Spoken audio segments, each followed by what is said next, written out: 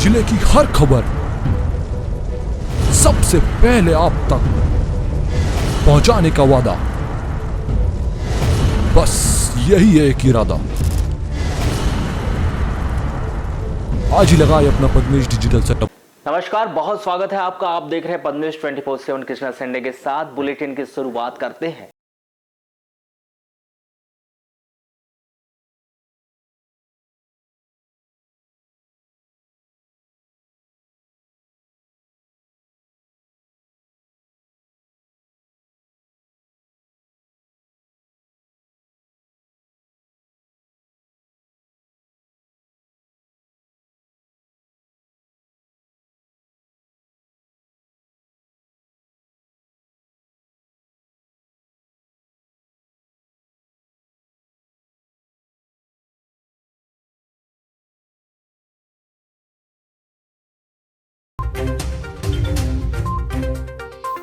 विभिन्न मांगों को लेकर आशा कार्यकर्ताओं ने शुरू की एक दिवसीय काम बंद हड़ताल। सीएमएचओ को ज्ञापन सौंपकर मांगे पूरी किए जाने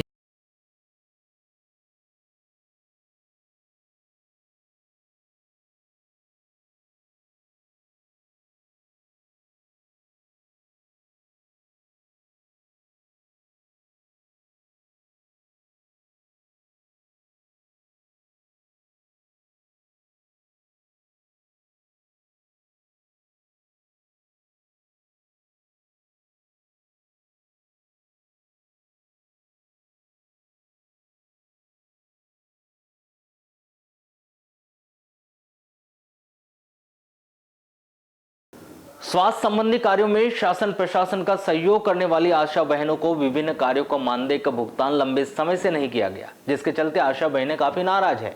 जहां 1 वर्ष से अधिक का समय बीत जाने पर भी मानदेय का भुगतान न होने और वर्षों से लंबित विभिन्न सूत्रीय मांगों का अब तक निराकरण न किए जाने से नाराज आशा बहनों ने मध्य प्रदेश आशा कार्यकर्ता संघ के बैनर तले बुधवार को एक दिवसीय काम बंद हड़ताल कर अपनी विभिन्न मांगों को लेकर जमकर नारेबाजी की। जहां 1 वर्ष से अधिक का समय बीत जाने के बाद भी मानदेय का भुगतान न होने और वर्षों से लंबित विभिन्न सूत्रीय मांगों का अब तक निराकरण न किए जाने से नाराज आशा बहनों ने मध्य प्रदेश आशा कार्यकर्ता संघ के बैनर तले 1 फरवरी को एक दिवसीय काम बंद हड़ताल कर अपनी विभिन्न मांगों को लेकर जमकर नारेबाजी की। नगर के बस स्टैंड अस्पताल रोड परिसर में की गई इस एक दिवसीय हड़ताल के दौरान आशा बहनों ने कोरोना काल वैक्सीनेशन का भुगतान करे, डिलीवरी, टीबी जांच, पल्स पोलियो सहित अन्य कार्यों का तत्काल मानदेय दिए जाने सहित वर्षों से लंबित उनकी विभिन्न सूत्रीय मांगों को पूरा किए जाने की गुहार लगाई। संघ के पदाधिकारियों ने स्थानीय अधिकारियों पर आरोप लगाया कि प्रदेश शासन से स्थानीय प्रशासन को विभिन्न कार्यों के मानदेय का भुगतान किया गया है, लेकिन स्थानीय प्रशासन के द्वारा कुछ आशा कार्यकर्ताओं के साथ आधा अधूरा भुगतान किया गया, जबकि ज़्यादातर आशा कार्यकर्ताओं को अब तक मानदेय का भुगतान नहीं किया गया है, जिन्होंने लंबित भुगतान की राशि तत्काल ही आशा कार्यकर्ताओं के खाते में डालने की मांग की। तो वहीं उन्होंने धरना प्रदर्शन के बाद नगर में एक रैली भी निकाली, जिसमें उन्होंने जिला स्वास्थ्य एवं मुख्य चिकित्सा अधिकारी कार्यालय और कलेक्टर कार्यालय में ज्ञापन सौंपकर स्वास्थ्य संबंधित विभिन्न कार्यों के मानदेय का तत्काल ही भुगतान करने और उनकी लंबित सभी मांगों को पूरी किए जाने की गुहार लगाई। भारत की अर्थव्यवस्था को मजबूती प्रदान करने के लिए 1 फरवरी को मोदी सरकार की वित्त मंत्री निर्मला सीतारमण ने लोकसभा में वर्ष 2023-24 का आम बजट पेश किया। केंद्र सरकार के इस बजट से लोगों को अपेक्षा थी कि मोदी सरकार कुछ बड़ा करेगी, जिसमें गरीब, मजदूर और नौकरी पेशा लोगों को राहत मिल पाएगी, लेकिन ऐसा कुछ देखने को नहीं मिला। वहीं इस बजट में मुख्य रूप से महंगाई पर नियंत्रण, उद्योग धंधों में वृद्धि व बेरोजगारी को दूर करने सहित अन्य महत्वपूर्ण विषयों पर जोर दिया जाना चाहिए था, किंतु सरकार के द्वारा इन विषयों पर किसी तरह के कोई ठोस कदम नहीं उठाए गए, जिससे किसान, युवा वर्ग, गृहिणियों व मध्यम वर्ग के लोगों में निराशा दिखाई दे रही है, जिसमें साफ तौर पर देखा जा सकता है कि यह बजट निराशाजनक है। जहां सत्ता पक्ष के लोग बजट की सराहना कर रहे हैं, तो वहीं विपक्षी इसे निराशाजनक बजट बता रहे हैं। साथ ही विपक्षी का कहना है कि यह बजट उद्योगपतियों को लाभ पहुंचाने वाला बजट है एवं गरीबी हटाने की बात कहने वाली सरकार महंगाई पर अंकुश नहीं लगा पा रही है। केंद्र सरकार के द्वारा 1 फरवरी को बजट पेश किया गया, जिसमें युवाओं, महिलाओं एवं किसानों को निराशा हाथ लगी है। अब इन सब की नज़र मध्य प्रदेश की शिवराज सरकार की बजट पर टिकी है कि हर वर्ग के हित में बजट आएगा, किंतु बजट आने के बाद ही कहा जा सकता है कि सरकार जनता की हितैषी है या जन विरोधी। वहीं विगत 2 वर्षों से कोरोना काल के चलते व्यापार ठप रहे हैं और वर्तमान में स्थिति सामान्य है, परंतु जिस तरह से वस्तुओं के दाम बढ़ रहे हैं उस पर प्रदेश सरकार आगामी बजट में किस तरह से अंकुश लगा पाती है, यह देखना होगा। बजट जो आया है वो संतोषजनक तो नहीं है, क्योंकि महंगाई इतनी बढ़ गई है जिसमें एक भी कोई कटौती नहीं की गई है जिससे आम जनता को सहूलियत हो सके। इतना ऐसा बजट आया है कि घर का जो बजट है, जो किचन वाला कहना चाहिए, इतना महंगा हो गया है। जैसे उसमें गैस टंकी ले लीजिए आप, जो 500 रुपये में मिलने वाली गैस टंकी थी आज 1200-1300 रुपये में मिल रही हैं। तो घर का जो बजट है वो पूरा गड़बड़ा गया है। ऐसे में घर की जो महिलाएं हैं, गृहिणी कहना चाहिए, वो घर का जो महिलाएं मैनेज करती है वो कैसे करेगी। जैसे तेल हो गया, दाल हो गया, जो भी सामान है जो घरेलू उपयोग में आने वाला है उसमें एक भी कहीं भी कोई कटौती नहीं हुई है और महंगाई की जो मार है वो पूरे जनता पे पड़ते जा रही है। क्या होना था महंगी बजट में? बजट में जो है घरेलू उपयोग में जो आने वाला सामान है उसमें कम रेट होना चाहिए था। जैसे गैस टंकी का रेट कम होना चाहिए था। जो भी सामान है घरेलू उपयोग में आने वाला उसमें वृद्धि होनी चाहिए थी, ताकि महिलाएं या घर का जो भी मैनेज करने वाला है वो उसको बरकरार रख सके और घर को जो अच्छे से चला सके। बजट तो मैंने देखा उसमें कुछ विशेष नहीं है। किसानों के लिए, मजदूरों के लिए, व्यापारियों के लिए, गृहिणियों के लिए ऐसा कुछ बताया नहीं है। छोटी छोटी चीज़ों को सस्ती करना, महंगी करना, जो आम ज़रूरत से बाहर है। क्या होना चाहिए था बजट में? बजट में किसानों की MRP वगैरह, MSP वगैरह, मतलब उसमें किसानों को लाभ पहुंचाने वाली योजनाएं, कृषि उत्पादन, जो कृषि अनाज वगैरह जो होता है उसके मतलब उसमें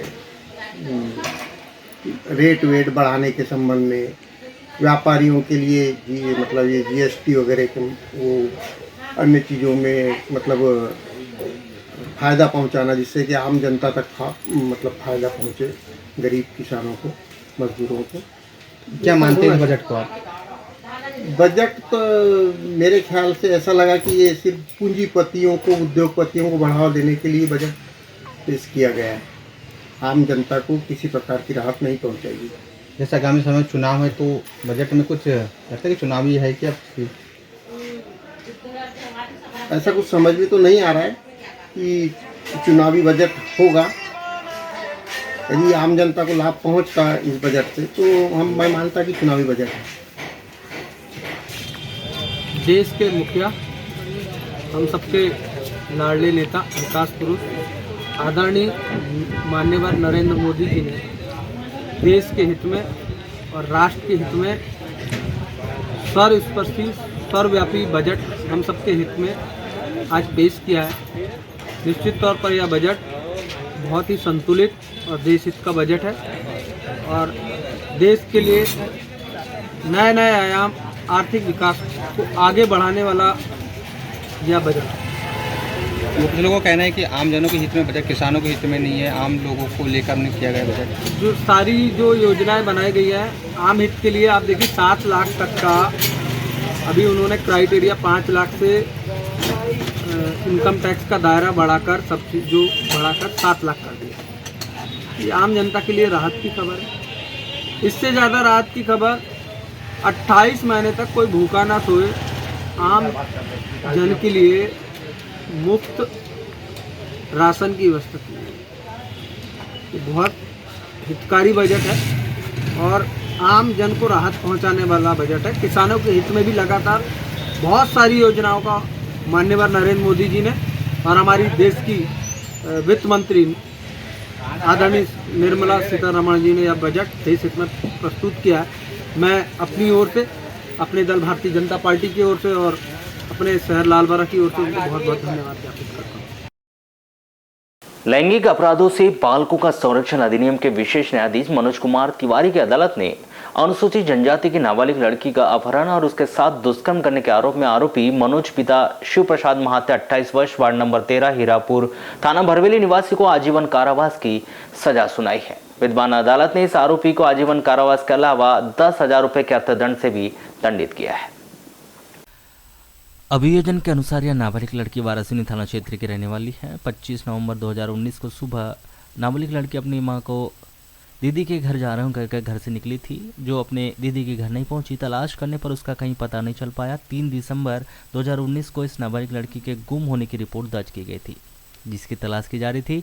16 जून 2020 को 12 बजे यह नाबालिग लड़की वार्ड नंबर 13 हीरापुर भरवेली से दस्तयाब की गई, जिससे पूछताछ करने पर उसने बताया कि वह घटना के पूर्व से मनोज महाते को पहचानती थी। मनोज महाते उससे प्यार करता हूँ, शादी करना चाहता हूँ कहकर उससे कहता था। 25 नवंबर 2019 को मनोज महाते ने उसे बस स्टैंड बालाघाट बुलाया। वहाँ अपने घर बिना बताए बालाघाट आ गई थी और मनोज महाते ने उसे अपने घर हीरापुर भरवेली लेकर गया और वहाँ पत्नी की तरह रखा और उसके साथ शारीरिक संबंध भी बना, जिससे वहाँ गर्भवती की लड़की के द्वारा दिए गए बयान के आधार पर मनोज महाते के विरुद्ध धारा 363, 366, 376 2JN लैंगिक अपराधों से बालकों का संरक्षण अधिनियम की धारा 3(2)(5) अनुसूचित जाति जनजाति अत्याचार निवारण अधिनियम के तहत अपराध दर्ज कर इस अपराध में मनोज महाते को गिरफ्तार किया गया,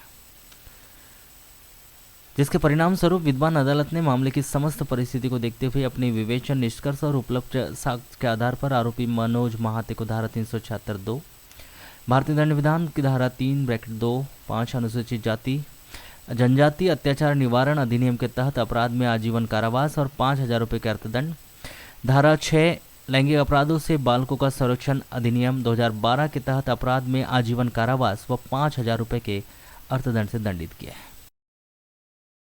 एक और प्रदेश सरकार के द्वारा गरीब मजदूरों के हर हाल में मदद करने, उनकी आर्थिक स्थिति को मजबूत करने और विभिन्न योजनाओं के माध्यम से उनकी आमदनी को बढ़ाने का दावा किया जा रहा है। तो वहीं दूसरी ओर प्रदेश सरकार ने पंचायतों में मनरेगा के तहत कार्य करने वाले मजदूरों की करोड़ों रुपए की मजदूरी का भुगतान अब तक नहीं किया, जिसके चलते जहां एक और मजदूरों को आर्थिक व मानसिक परेशानियों का सामना करना पड़ रहा है, तो वहीं भुगतान के लिए मजदूर पंचायतों के वहीं पंचायत सरपंच, जनपद और जिला पंचायतों के चक्कर काटने के लिए मजबूर है। बावजूद इसके कि पिछले 2 माह से मजदूरों को उनकी मजदूरी का भुगतान नहीं मिल पा रहा है। बताया जा रहा है कि प्रदेश शासन ने पिछले 2 माह से पंचायतों में मनरेगा के तहत होने वाले कार्यों का भुगतान नहीं किया है, जहां केवल बालाघाट ब्लॉक ही नहीं बल्कि जिले भर की विभिन्न पंचायतों में कराए गए मनरेगा कार्यों का करोड़ों रुपए का भुगतान अब तक नहीं हो पाया है, जहां इस भुगतान के लिए मजदूर और सरपंच कार्यालयों के चक्कर काटने के लिए मजबूर है। बात अगर बालाघाट ब्लॉक की करें तो बालाघाट ब्लॉक के अंतर्गत आने वाली सभी पंचायतों में मनरेगा के कार्य चल रहे हैं, जहां मजदूर कार्य तो कर रहे हैं लेकिन कार्य के बदले उनकी मजदूरी उन्हें नहीं मिल पा रही है, जिसके चलते मजदूर काफ़ी परेशान है। जानकारी के अनुसार पिछले 2 माह से प्रदेश शासन के द्वारा मनरेगा की मजदूरी का भुगतान नहीं किया गया है। बात अगर केवल बालाघाट ब्लॉक की ही करें तो बालाघाट ब्लॉक की पंचायतों में कराए गए विभिन्न मनरेगा कार्य का 1,96,00,000 रुपये का भुगतान प्रदेश शासन पर बकाया है। तो वहीं जिले के सभी ब्लॉकों में आने वाली पंचायतों में प्रदेश शासन के द्वारा करोड़ों रुपए की राशि का भुगतान लंबित है, जिससे गरीब मजदूरों में प्रदेश शासन के खिलाफ लगातार आक्रोश बढ़ता जा रहा है। सर यहाँ पर हम लोगों ने मजदूरों से काम करवाए हैं, मनरेगा का उसका भुगतान नहीं हो रहा है, इसके लिए जनपद आया था मैं। कब से नहीं हुआ है भुगतान? 2 महीने से ज़्यादा हो गए जो भुगतान नहीं हो पा रहा है। और सब मजदूर लोग घर में आते हैं, पंचायत में आते हैं कि सर हमारा पैसा तो भुगतान ही नहीं हो पा रहा, तो कहाँ से पैसा दे आदमी? ये अधिकारी लोग क्या बोले? अधिकारी बोलते हैं कि ऊपर का है, पोर्टल का मामला है, ऊपर से भुगतान नहीं हो रहा तो हम क्या करेंगे बोलते हैं। क्या लग रहा है आपको? क्या लग क्या रहा है, ऐसे में मजदूर क्या पंचायत में आना पसंद नहीं करता और फिर पलायन की स्थिति बन रही है, उनका भुगतान ही नहीं हो पा रहा है तो पलायन की स्थिति अच्छा हो रही है। एक तरफ देखा जा रहा है कि सरकार विकास का ढिंढोरा पीट रही है, विकास यात्रा निकाल रही है। क्या लग रहा है जैसे अगर मजदूरों को पेमेंट नहीं मिलेगा तो विकास होगा क्या? नहीं, विकास यात्रा सरकार कर रही है, लेकिन सबसे पहले सरकार ने पंचायतों पे और मजदूरों पे ध्यान देना चाहिए कि उनका समय पे भुगतान हो रहा है कि नहीं हो रहा है। अगर मजदूरों का विकास होगा तो भारत का विकास होगा, मध्य प्रदेश का विकास होगा। भाई मजदूरी परेशान है, उनको पैसा नहीं मिल रहा है, काम कर रहे हैं, तो फिर क्या विकास का क्या महत्व रह जाता है? ठीक है, हमारे यहाँ मजदूरों ने जो काम किया था अभी 2 महीना हो गया, राशि नहीं है, पेमेंट नहीं हो रहा है। क्यों नहीं मिल पाएगा? अब ये तो प्रशासन बताएंगा, जनपद वाले बताएंगे कि राशि क्यों नहीं दे जैसे आपने आके पूछे अभी तो क्या बोल हमने रहे हैं? पूछे तो बोल देंगे राशि नहीं आई है ऊपर से, राशि ऊपर से आ जाएगी तो हम राशि भिजवा देंगे। राशि आई नहीं या देना नहीं चाह रही सरकार? अब मैं इसके बारे में तो नहीं बोल सकता, राशि नहीं आई इतना बोल रहे हैं। परेशानी तो हो रही है मजदूरों को? परेशानी क्या, दर रोज आ रहे हैं, डेली आ रहे हैं, सरपंच का जीना हराम हो गया है। अच्छा, सरपंच क्या जवाब दे, सरपंच तो सुबह उठता है छुप जाता है, ये दिक्कत हो रही है। दिक्कत हो रही है, डर लगने लगा ना, आवेश में आके मारपीट कर दें, कुछ कर दें तो पूरे के पूरे आते हैं जितने लोगों ने काम किया है उसके लोग। इस पूरे मामले को लेकर की गई चर्चा के दौरान जनपद पंचायत के अतिरिक्त कार्यक्रम अधिकारी श्रीमती दुर्गेश तिवारी ने बताया कि प्रदेश शासन से मजदूरों की मजदूरी रुकी हुई है, जो आगामी 15 दिनों के भीतर आने की संभावना है। मैडम देखा जाए कि मजदूरों का पेमेंट नहीं हो पा रहा है, क्या वजह से नहीं हो पा रहा है, कब से नहीं हो पाया? मजदूरों का भुगतान 23 दिसंबर 2022 से लंबित है। इसमें 1,96,00,000 की राशि जनपद पंचायत बालाघाट की लंबित है, जिसके संबंध में हमारे द्वारा डिमांड दे दी गई है। शासन स्तर से इनका भुगतान शीघ्र हो जाएगा। क्या कारण है मैडम कि भुगतान नहीं हो पा रहा है उनका? राशि शासन स्तर से लंबित है। अभी सिर्फ बालाघाट में ही है या बाकी पूरे 10 ब्लॉक में रुकी हुई है ऊपर से? सभी ब्लॉकों में मजदूरी भुगतान की राशि लंबित है। क्या अंदाज लगाया जा रहा है कब तक आ जाएगी राशि, ऐसा कुछ? लगभग जो आश्वासन दिए जा रहे हैं 15 दिवस में राशि आ सकती है। यानी अभी 15 दिन तक नहीं मिलेगा समथिंग? ये कभी भी आ सकता है, कुछ फिक्स नहीं है, लेकिन 15 दिन में आने की उम्मीद लगाई जा रही है। मैडम सॉफ्टवेयर की भी बात कही जा रही थी कि सॉफ्टवेयर में भी थोड़ी सी खराबी आने की वजह से ये भी कारण हो सकता है कि या कुछ और भी करते हैं? इसमें मजदूरी भुगतान शासन स्तर से लंबित है और लगभग 1 सप्ताह से पोर्टल पर भी काम चल रहा है। अभी मजदूरी रोजगार गारंटी काम चालू है कि नहीं चालू है? जी, सभी ग्राम पंचायतों में मनरेगा के काम चल रहे हैं। Thank you. लालबरा नगर मुख्यालय से लगभग 6 किलोमीटर दूर पर स्थित ग्राम पंचायत खारी के उप सरपंच व पंच सहित 2 दर्जन से अधिक ग्रामीण जनों ने 1 फरवरी को थाना पहुंचकर ग्राम के चैतराम सपाटे, तिलकराम मोहतुरे व अन्य ग्रामीणों पर पीएम आवास की हितग्राही को मानसिक रूप से परेशान करने, साथ ही गाली गलौज व जान से मारने की धमकी देने का भी आरोप लगाते हुए थाना प्रभारी को ज्ञापन सौंपकर मामले की जाँच कर दोषियों पर कार्रवाई करने की मांग की। ग्राम पंचायत खारी निवासी कमलाबाई देशमुख का पीएम आवास का मकान स्वीकृत हुआ, जिसका बेटा रमेश देशमुख वार्ड नंबर 2 का पंच भी है, जिसके खाते में प्रथम व द्वितीय किस्त राशि आ चुकी है, जिसके द्वारा आवास का निर्माण कार्य किया जा रहा है। परंतु ग्राम के तिलकराम मोहतुर व चैतराम सपाटे व अन्य लोगों के द्वारा बिना फाउंडेशन तैयार किए पंचायत के सचिव व रोजगार सहायक के द्वारा द्वितीय किस्त की राशि पंच रमेश देशमुख के दबाव में डाल देने का आरोप लगाया था, जिसके बाद से हितग्राही महिला मानसिक रूप से परेशान है।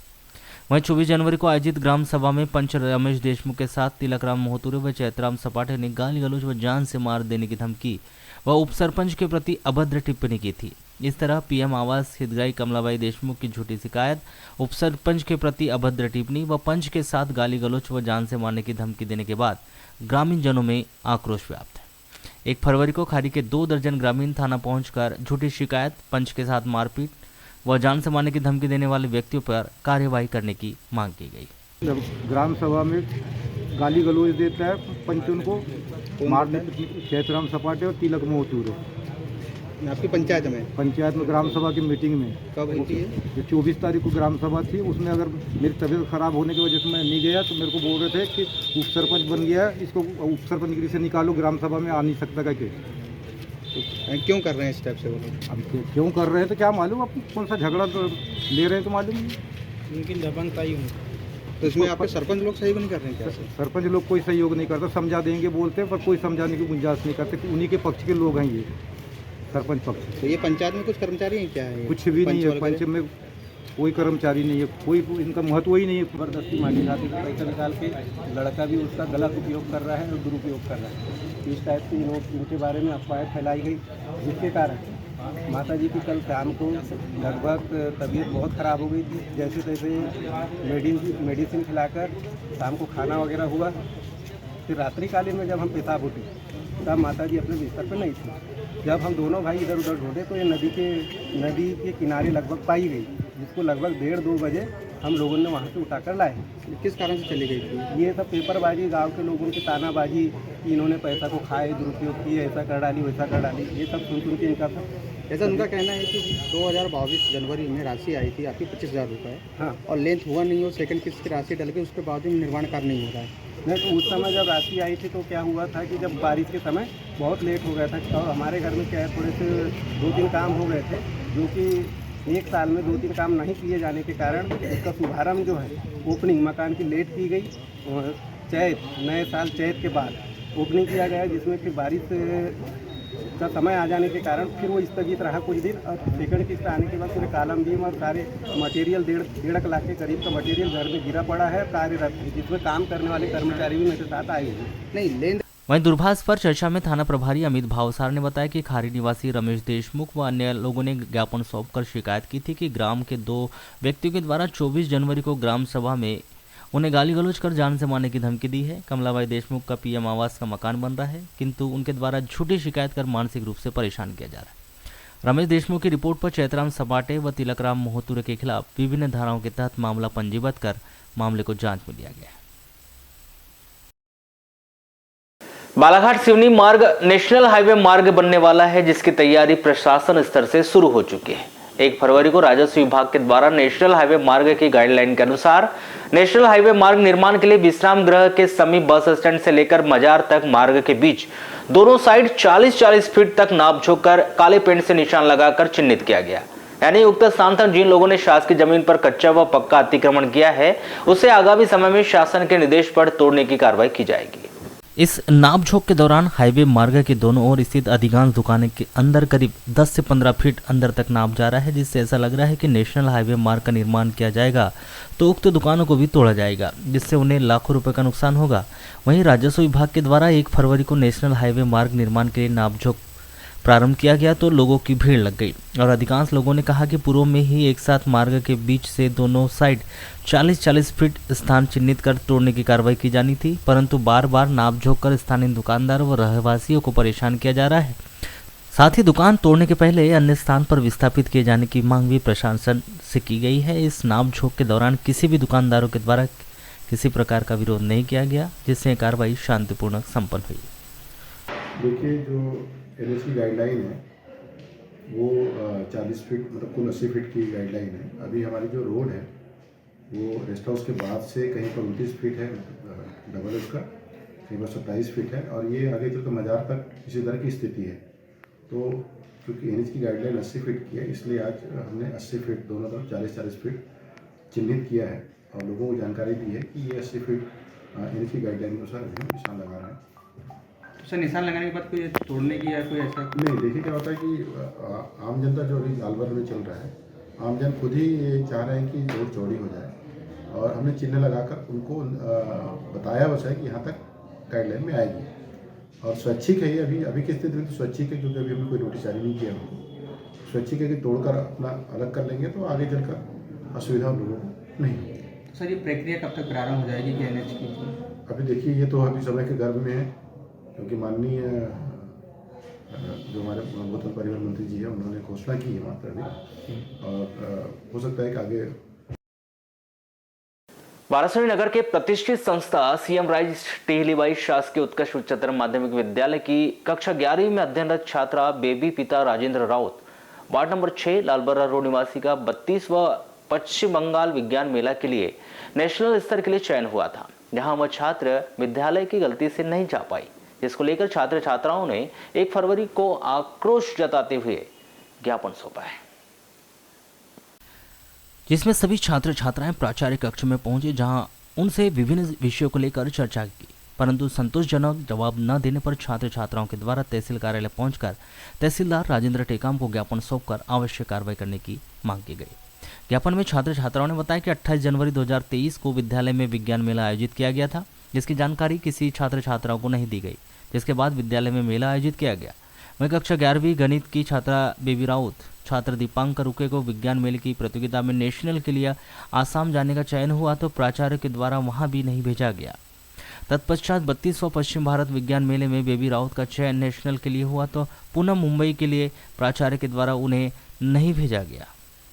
इस प्रकार से युवा प्रतिभाओं को दबाने का प्रयास प्राचार्य के द्वारा किया जा रहा है, जिस पर कठोर कार्रवाई करने की शासन प्रशासन से मांग की गई है। मेरा नाम दीपांकर रुके है। मेरा नेशनल के लिए सिलेक्शन हुआ था असम के लिए, असम गुवाहाटी पे। असम गुवाहाटी हम जाने वाले थे। मेरे साथ मेरे और 2 साथी थे, एक का नाम था बेबी राउत और एक का नाम था चारू ठाकरे। हम लोगों को भ्रमित किया गया कि 3rd रैंक वाले नहीं जाते और लास्ट डेट तक हमको नहीं भेजा गया। उसके बाद जब हमारे ये साथी नेक्स्ट बार जबलपुर गई एज अ स्टेट लेवल की तरफ से, तब वहाँ पे हमको पता चला कि हमारी वहाँ पे टेबल खाली थी। वहाँ पे टेबल के ऊपर हमारे नाम लिखे हुए थे, लिस्ट में हमारे नाम थे।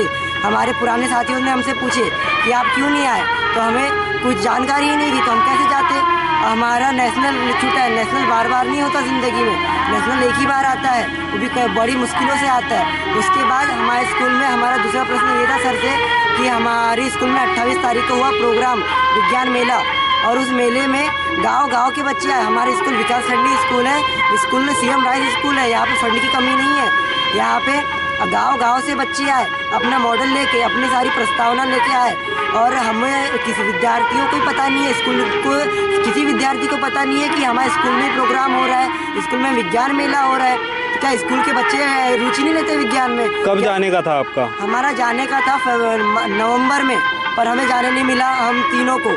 उसके बाद इस लड़की का अभी वापस से विज्ञान मेला में सिलेक्शन हुआ नेशनल लेवल तक के लिए, दूसरी बार, इसकी किस्मत के कारण और इसकी मेहनत के कारण। लेकिन इसको भ्रमित किया गया कि आपके साथ हम लेटर भेजेंगे। आपको अब क्या आप चाहते हैं? हम चाहते हैं कि सर हमें सिर्फ जवाब दे कि इसको क्यों नहीं भेजा गया और हमारे साथ ये वाला अन्याय क्यों हुआ कि हमको 3rd रैंक करके बताया गया। अभी आप पूरे बच्चों के साथ गए थे? हम गए थे। मैंने फर्स्ट टाइम विज्ञान गणित प्रदर्शनी में पार्टिसिपेट किया था, जिसमें मेरा हर जगह हमारा सिलेक्शन हो गया था। हमने स्टेट तक की अच्छी प्रेजेंटेशन दी।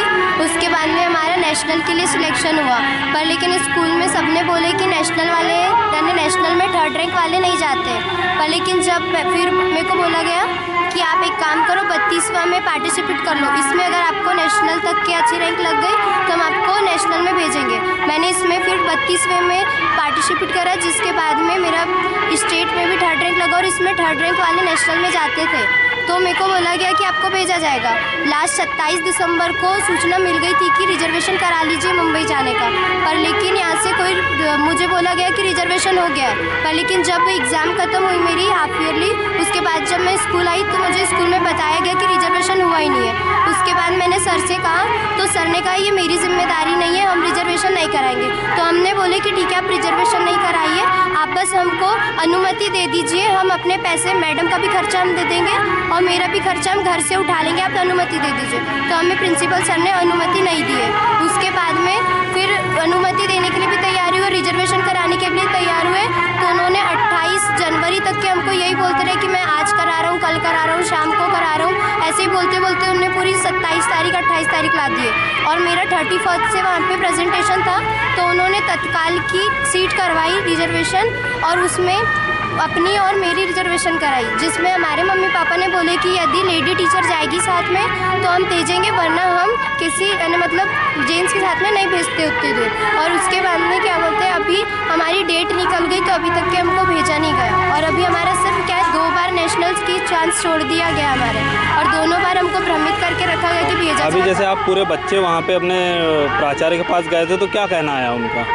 सर हम अभी प्राचार्य सर के पास में गए थे कि 28 तारीख को जो विज्ञान मेला हुआ उसकी कोई सूचना नहीं मिली। तो सर हमको प्राचार्य सर ये बोल रहे हैं कि 28 तारीख को जो विज्ञान मेला स्कूल में हुआ है जनवरी को, 28 जनवरी को शनिवार के दिन, तो वो बोलते कि मेरे को 27 की रात 11 बजे मैसेज मिलता है कि कल आपके स्कूल में सूचना है। तो सर ये सोचने वाली बात है कि 28 तारीख के विज्ञान मेले में दूसरे गाँव वाले जब मॉडल लेकर के आ रहे हैं तो ये सूचना कितने पहले आई होगी, और स्कूल में किसी बच्चे ने पार्टिसिपेट नहीं करा क्योंकि किसी भी बच्चे को नहीं पता था कि स्कूल में विज्ञान मेला है। आप क्या चाहते हैं? आप सर हम ये चाहते हैं कि इस बात का जवाब मिले कि हमें सूचना क्यों नहीं दी जाती। और सर हमने सर को बोले कि सर आपने नहीं भेजे, तो सर वो हमको ये बोल रहे हैं कि ठीक है मैं मानता हूँ मेरी गलती है, आप मेरी शिकायत जिला शिक्षा अधिकारी के पास कर दीजिए। उक्त संबंध में सीएम राइस प्राचार्य शैलेंद्र गुप्ता ने पद्मेश 24/7 को बताया कि जो छात्रा नेशनल के लिए जाने वाली थी उनको ले जाने का कार्य राज्य शिक्षा विभाग का था। जिनसे चर्चा की गई तो उन्होंने कहा कि बच्चे स्वयं के व्यय पर जाएंगे, परंतु फिर भी हमारे द्वारा रिजर्वेशन किया गया था, किंतु छात्रा ने स्वयं जाने से मना कर दिया। हमारे द्वारा उनसे कहा गया कि वह अपने पिता के साथ जा सकती है। इसके पहले किसी का नेशनल के लिए चयन नहीं हुआ था, केवल एक बालिका का हुआ था। विद्यालय में विज्ञान मेला के नोडल अधिकारी बीआरसी थे। उनके द्वारा 27 जनवरी की रात में ही जानकारी दी गई थी। इससे पहले हमें कोई जानकारी नहीं थी। राज्य शिक्षा संस्थान जबलपुर द्वारा राज्य स्तर पर प्रतियोगिता आयोजित की गई थी, जिसके लिए राष्ट्रीय स्तर पर एक ही बालक का नहीं चयन हुआ था। बालक गलत है, बेबी राउत, एक ही बेबी का राष्ट्रीय स्तर पर चयन हुआ था, जिसकी तृतीय पोजीशन लगी हुई थी। और ये ले जाने का दायित्व राज्य शिक्षा संस्थान जबलपुर का था, चूँकि जो नेहरू साइंस सेंटर है उसके डायरेक्टर ने पत्र राज्य शिक्षा संस्थान के डायरेक्टर को लिया। राज्य शिक्षा संस्थान के डायरेक्टर की ये जवाबदारी थी कि वहाँ का कोई टीचर पूरे मध्य प्रदेश के 5 जो बालक और बालिकाएं चयन हुए और जो टीचर्स चयन हुए, व्यक्तिगत टीचर्स के प्रोजेक्ट वो लेके वो वहाँ पे टीम जाए, जबकि राज्य की जवाबदारी थी वो लोग इस लोग में गए थे।